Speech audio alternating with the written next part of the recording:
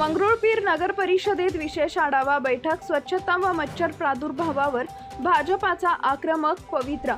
मंगरुळपीर येथील नगर परिषदेत दिनांक 24 मार्च 2026 रोजी विशेष आढावा बैठक पार पडली.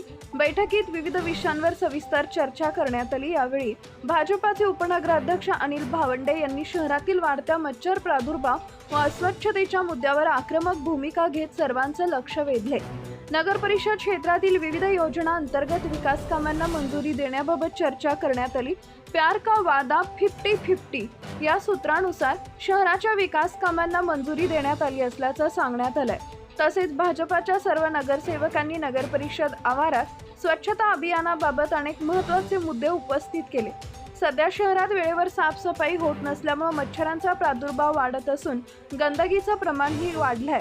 त्यामुळे नागरिकांच्या आरोग्याचा प्रश्न गंभीर बनत असल्याची चिंता व्यक्त करण्यात आली आहे. नगर परिषद प्रशासनानं स्वच्छतेवर अधिक भर देत नियमित स्वच्छता मोहीम राबवावी अशी मागणी करण्यात आली आहे. तसेच शहरात धूर फवारणी फॉगिंग होत नसल्यानं रोगराई पसरण्याची शक्यता नाकारता येत नसल्याचंही बैठकीत नमूद करण्यात आलंय. याशिवाय काही भागात पिण्याच्या पाण्याची टंचाई भेडसावत असल्यानं नागरिकांना अडचणींचा सामना करावा लागतोय.